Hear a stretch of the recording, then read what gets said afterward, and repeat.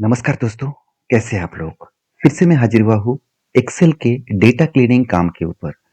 देखिए, पिछली बार मुझे एक कमेंट्स आया था और मुझे बताया गया था कि सर आप जितने सारे वीडियोस डालते हैं, उसमें हमेशा आप fiverr.com के ऊपर जो डेटा क्लीनिंग का लोग काम कर रहे हैं, उसके बारे में बता रहे हैं। और कोई दूसरा प्लेटफ़ॉर्म नहीं है, जहाँ पे हम लोग एक्सेल के ऊपर काम कर पाएँ? देखिए, मेरी इस वीडियो के माध्यम से मैं आज दूसरे प्लेटफ़ॉर्म के बारे में बताऊँगा और साथ ही साथ मैं ये भी दिखाऊँगा कि लोग यहाँ पे कितने पैसा चार्जेस लेते हैं और लोग कितने पैसा अर्निंग कर रहे हैं। देखिए इस प्लेटफ़ॉर्म का नाम है पीपल पर आवर। देखिए पीपल पर आवर एक बहुत पॉपुलर वेबसाइट है और एक फ्रीलांसर एक बहुत शानदार साइट है जहाँ पे आप आपके मतलब स्किल वाइज़ आप यहाँ पे काम पा सकते हैं। जैसे देखिए यहाँ पे जो काम है वो डेटा क्लीनिंग के देखिए कितने सारे लोग डेटा क्लीनिंग के ऊपर काम कर रहे हैं। देखिए क्लीन एंड मार्ज करने के लिए $20 चार्जेस ले रहा है और यहाँ पे देख सकते हैं डेटा क्लीनिंग के ऊपर $10 चार्जेस ले रहा है। साथ ही साथ आप ये भी देख सकते हैं डेटा क्लीनिंग के प्रोसेसिंग के ऊपर $10 चार्जेस लेते हैं, $25 चार्जेस लेते हैं। तो अलग अलग लोगों का अलग $40, $15। तो इतनी सारे लोग इतने डॉलर चार्जेस लेते हैं। आप कहेंगे सर आ, अगर $25 भी हुए तो कितने होगा? देखिए एक व्यक्ति है जो बेसिकली एक्सेल के एक्सपर्ट है और उन्होंने कहा कि मैं देखिए उनका 100% रेटिंग है, 65 लोगों ने उसका 100% रेटिंग दिया और इनका काम है data cleaning, formatting, organize and merging. तो मैं आज डेटा क्लीनिंग बताऊंगा किस तरीके से करेंगे आप और कस्टमर किस तरीके से डेटा आपको देने वाले हैं। देखिए 65 लोगों ने इसको कितने सारे शानदार रेटिंग्स इन्होंने दिया। देखिए फैंटास्टिक काम किया, ग्रेट, साथ ही साथ फैंटास्टिक एंड आप देख सकते हैं कितने सारे पॉजिटिव रेटिंग दिया और जितना रेटिंग अच्छा होगा उतना ही काम मिलेगा। तो सबसे पहले देख लेते हैं $20 होता कितना है। अगर मैं एक बार गूगल में चले जाऊँ और यहाँ पे मैं एक बार लिख लेता हूँ $20 टू इंडियन रुपीज, तो अराउंड अराउंड 1735 रुपीज के आसपास करेंटली प्राइस के बेसिस में। तो बेसिकली सोचिए एक काम करके आप 17 रुपीज भी कमा सकते हैं, सॉरी 1700 रुपीज भी कमा सकते हैं। तो काम कौन सा है चलो वो देख लेते हैं। काम कुछ इस तरीके से आपको मिलेगा, कुछ डेटा आपको इस तरीके से मिलेगा। उस डेटा को आपको क्लीन करके कस्टमर के रिक्वायरमेंट वाइज उसको डायनामिक बनाना है। देखिए कस्टमर के रिक्वायरमेंट है उसको क्लीन करना होगा इस तरीके से आईडी, क्लाइंट नेम्स, एरिया, मतलब अकाउंट टाइप और उसके बाद जो अमाउंट्स है इस तरीके से क्लीन करके कस्टमर को डायनामिक बना के देना है। डायनामिक का मतलब है वो जिस एरिया का डेटा देखना चाहे उस डेटा एरिया का डेटा शो करे। जैसे साउथ का डेटा देखना चाहूंगा तो साउथ का डेटा हर सारे के सारे साउथ का डेटा यहाँ पे शो होगा। आप देख सकते हैं ईस्ट का डेटा चाहूँ तो ईस्ट का डेटा शो होगा।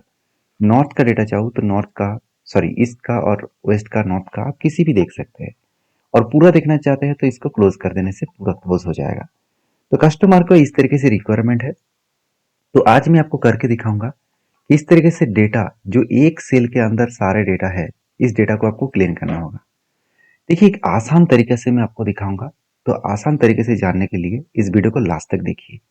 तो पिछले दिनों में मुझे एक दोस्त पाकिस्तान से कमेंट्स किया कि सर आप एक्सेल के ऊपर सारे चीज़ मुझे सिखा दीजिए, इसके लिए कितने चार्जेस है, कोर्सेस है, आप जरूर बताइए।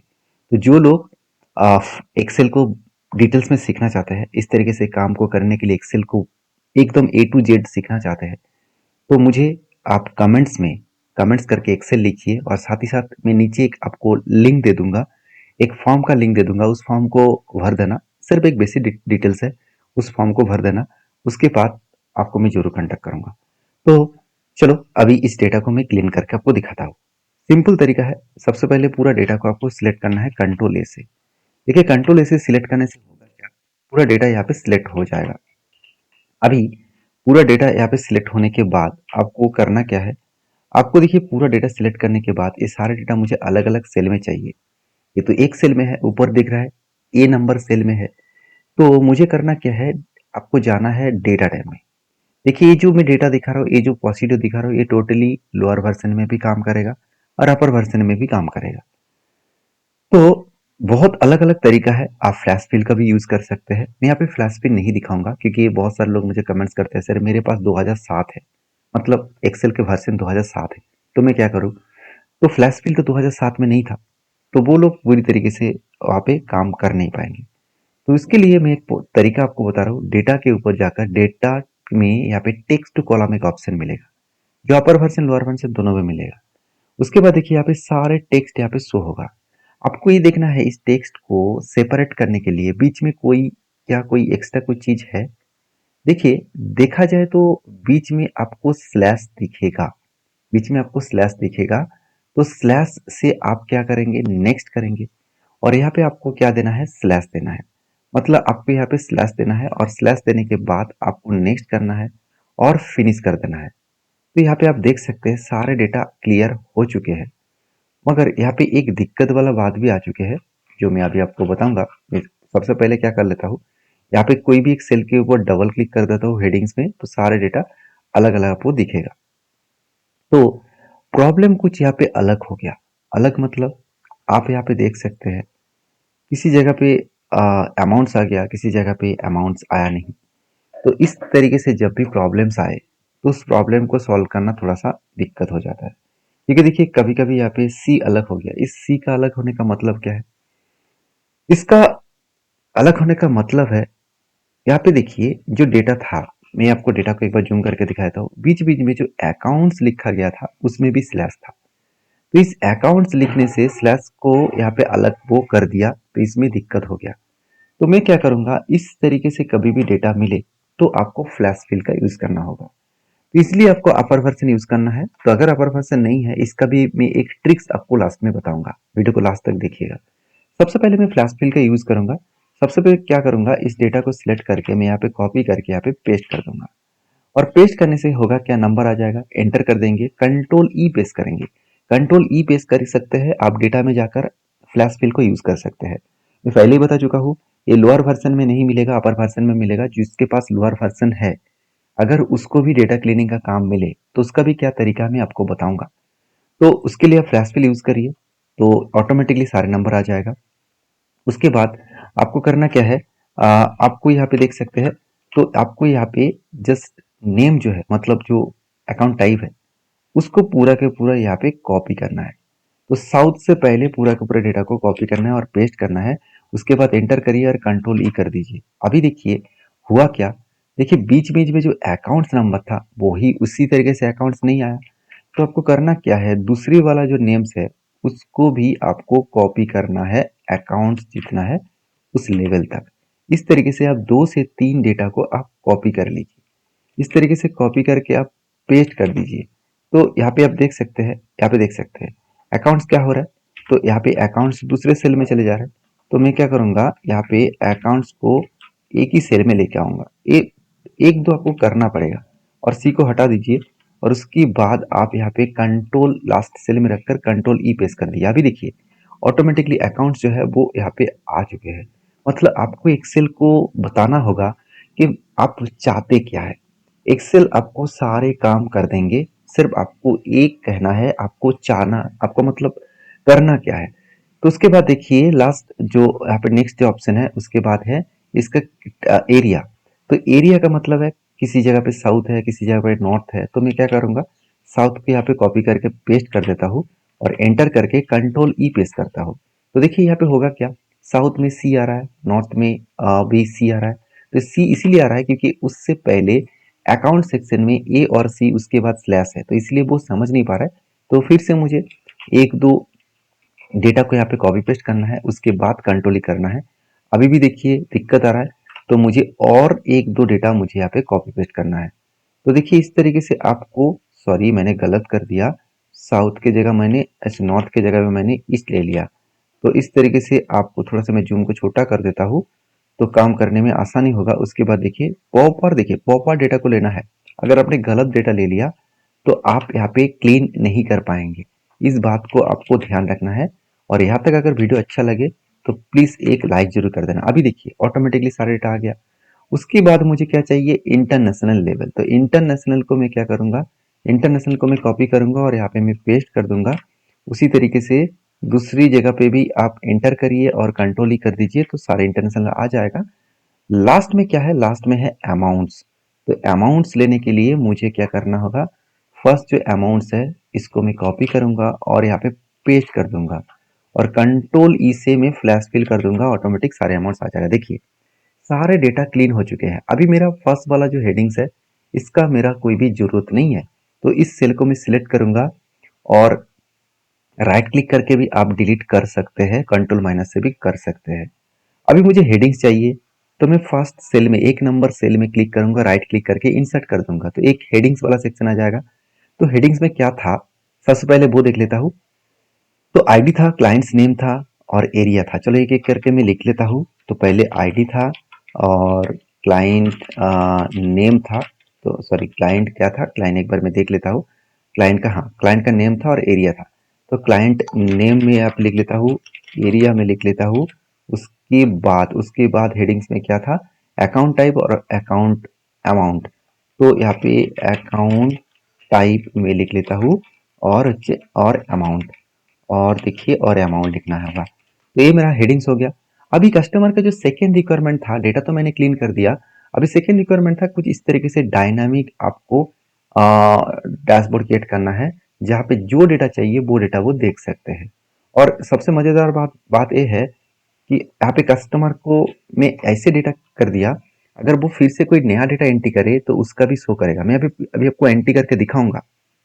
देखिए मैं सारा चीज आपको डिटेल्स में सिखाता हूँ, क्योंकि छोटे छोटे स्टेप आपको बहुत हेल्प करेगा। और वो छोटे स्टेप आप कस्टमर को अगर ठीक ठाक करके दे और अच्छा प्रेजेंटेशन करके दे तो कस्टमर दोबारा आपको काम देगा।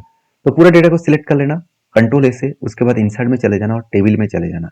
याद रखिएगा टेबल जब भी करेंगे तो यहाँ पे जो चेक बॉक्स है इसको ऑन कर देना। इसका मतलब क्या है, माई टेबल हैज हेडर, मतलब मेरा जो हेडिंग्स जो है वही मेरा हेडर रहेगा।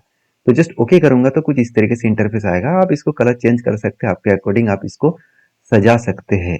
तो देखिए मेरा काम तो बन गया। अभी सर मुझे क्या करना है, मुझे यहाँ पे स्लाइसर लगाना है। तो उसके लिए मुझे जाना है डिजाइन टैब में और लास्ट काम करना होगा इंसर्ट स्लाइसर। इंसर्ट स्लाइसर में क्लिक करके मैं एरिया चूज करूंगा। मुझे एरिया चाहिए, कस्टमर का रिक्वायरमेंट था एरिया। आप आपके रिक्वायरमेंट कस्टमर जो कहेंगे वही करना होगा। तो एरिया मैंने कर दिया। उसके बाद यहाँ पे मैं इसको रख दे इस सेल में और इसको मैं थोड़ा सा छोटा कर देता हूँ तो देखने में और भी अच्छा लगेगा। अब इसको कलर भी चेंज कर सकते हैं। यहाँ से आप डिजाइन टैब में, सॉरी ऑप्शन टैब में जाकर अब आपके अकॉर्डिंग आप कलर भी चेंज कर सकते हैं। तो ये आपके हाथ में है, आप किस तरीके से प्रेजेंटेशन बना करेंगे। अभी देखिए नॉर्थ में क्लिक करूंगा तो नॉर्थ का डेटा आएगा, साउथ का क्लिक करूंगा तो साउथ का डेटा आएगा। तो जो डेटा चाहिए वो डेटा वो फिल्टर कर सकते हैं।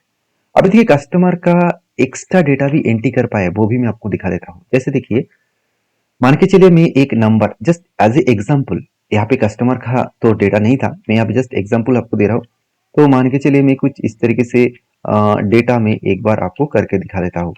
तो सॉरी मैंने गलत नंबर एंट्री कर दिया और एक नंबर ऐड कर देता हूँ। हाँ ठीक है। अभी देखिए चलो मैं एक दूसरा नाम याद रखिएगा, मैं आपको MLB स्पेस PRG कर देता हूँ, ठीक है। तो समझ में आसानी होगा। उसके बाद अकाउंट टाइप कर देता हूँ। अब याद रखिएगा इस चीज को, MBGL और PRG अकाउंट्स। तो उसके बाद देखिए साउथ की जगह पे मैं यहाँ पे नॉर्थ लिख लेता हूँ और उसके बाद इंटरनेशनल और अमाउंट्स की जगह पे मैं यहाँ पे मान के चलिए मैं डॉलर से लेकर 100 डॉट CC एंड CR कर देता हूँ। तो CR यहाँ पे मैंने कर दिया और उसके बाद एंटर कर दिया। देखिए एक्स्ट्रा डेटा तो मैंने यहाँ पे कर दिया। तो क्या इस एक्स्ट्रा डेटा इस फिल्टर में आएगा? याद रखिएगा नाम कौन सा दिया, MBL PRG। तो चलो एक बार मैं उसको डायनामिक मतलब कौन सा लिया, नॉर्थ लिया। तो नॉर्थ में क्लिक करके देखता हूँ, देखिए नॉर्थ का डेटा दिख रहा है। इसका मतलब कस्टमर जो एक्स्ट्रा डेटा क्लिक करेंगे वो भी फिल्टरिंग में आ जाएगा, वो भी स्लाइसर में आ जाएगा। तो मैं एक्स्ट्रा डेटा कस्टमर को यहाँ पे हटा देता हूँ। जस्ट एज ए मैं आपको एग्जाम्पल के हिसाब से दिखा रहा था। तो कस्टमर का ये डेटा नहीं है तो मैं इसको डिलीट कर दिया। तो इसी तरीके से आपको काम करना पड़ेगा और इसी तरीके से काम के लिए आपको चार्जेस मिलने वाले हैं। तो जो लोग यहाँ पे $20 $25 कमा रहा है, और देखिए मैं आपको आपको दूसरा साइट भी दिखा रहा हूँ। ऐसा नहीं कि हर बार की तरह fiverr.com में काम मिलता है। इस तरीके से बहुत भी साइट्स है। अगर मेरे वीडियो आप कंटिन्यू करेंगे तो नेक्स्ट वीडियो में मैं दूसरा साइट भी दिखाऊंगा जहाँ से भी आप काम पा सकते हैं। देखिए हर साइट में आपको रजिस्टर करके रखना होगा। कौन सा साइट से काम मिलेगा किसी को पता नहीं। लोग देखिए यहाँ पे 5 स्टार रेटिंग लेकर रखा है, मतलब कितने सारे काम इसको मिल रहा है, आप खुद ही सोचिए। आई होप वीडियो में आपको जानकर अच्छा मिला होगा।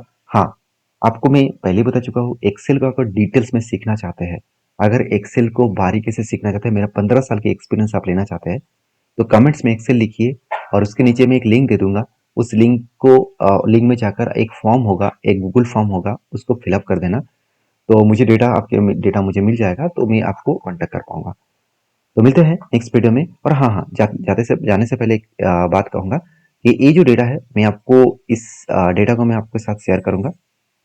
आपको करना क्या है, इस डेटा को क्लीन करके दिखाना है। तो मैं इस एक्सेल शीट को नीचे डाउनलोड सेक्शन में दे दूँगा। तो मिलते हैं नेक्स्ट वीडियो में, तब तक के लिए धन्यवाद।